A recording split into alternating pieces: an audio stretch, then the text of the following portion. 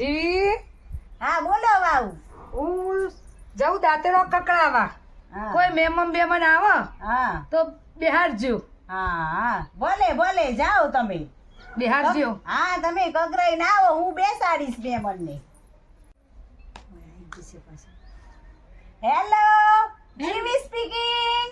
હા જીવી બોલે છે. હા જીવતી હોય તાણે જ બોલતી હોય ને. હા જીવી બોલે છે ને. હા બોલ. આજે ભલે મોટી બેન ની યાદ આવી છે. તે યાદ તો આવે ને.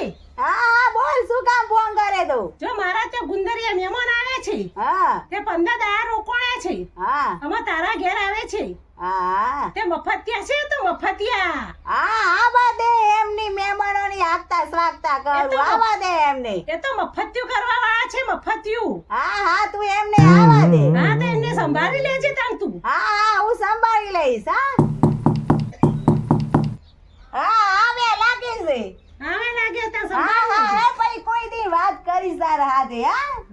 હા જય શ્રી કૃષ્ણ મમ્મી. જય શ્રી કૃષ્ણ. આવો અમારા ઘેર તમારા પગલા ક્યાંથી વળવા. આવો મજા આવી જશે હો. 15 દિવસ ગાડી નાખી આયા. કઈ નહીં. શું બોલ્યા? કઈ ના બોલ્યા. હે અને મોટા મામી ક્યાં ગયા?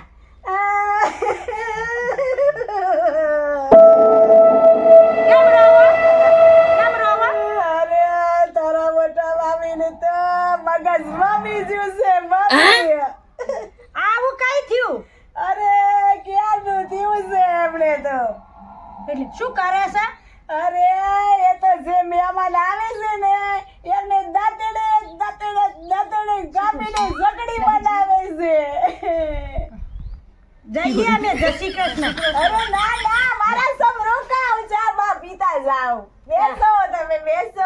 ચા બા પીતા જાઓ. ઉગતો હોય ને તો પીને જઈએ. તો ઠપકાઈ. હા તો ઉકાળો બનાવું કે દૂધ વાળી બનાવું? ઉકાળો તો રોજ પીએ. દૂધ વાળી ઠપકાઈ.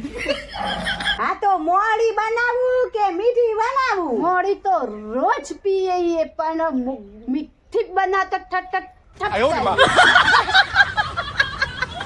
હા તો સૂંઠ વાળી બનાવું કે આદુ વાળી બનાવું? સૂંઠ વાળી તો રોજ પીએ પણ આદુ વાળી ઠપકાઈ. હા તો સ્ટીલની રકાબીમાં આપું કે કાચના કપમાં આપું? સ્ટીલની રકાબીમ તો રોજ પીએ પણ કાચની રકાબીમાં ઠપકાઈ. હા તો બેસો હું ચા બનાવી લેતી આવું છું.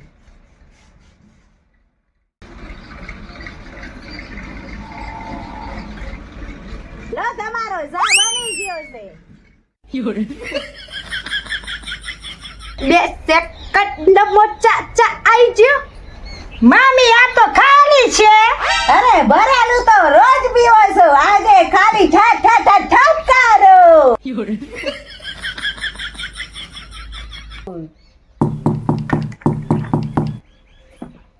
આવી ગયા લાગે છે હવે તારા મામી. ભાગો આપણને ચટણી બનાવી દેશું. હા કોઈ મહેમાન આવી તું? અરે ભાણિયો આવી તી. ચો જઈતી ભણ્યો. અરે અહીંયા નેકડી આવી તાંડી દાંતેડું કરતી હતી. જાઓ દઈને આવો તમે. હાલ જ જઈ. હા હાલે જઈ અહીંયા દેશે જાઓ. ભણ્યો ઊભી રહો. લે લેતી જો. ભણ્યો લે લેતી જો.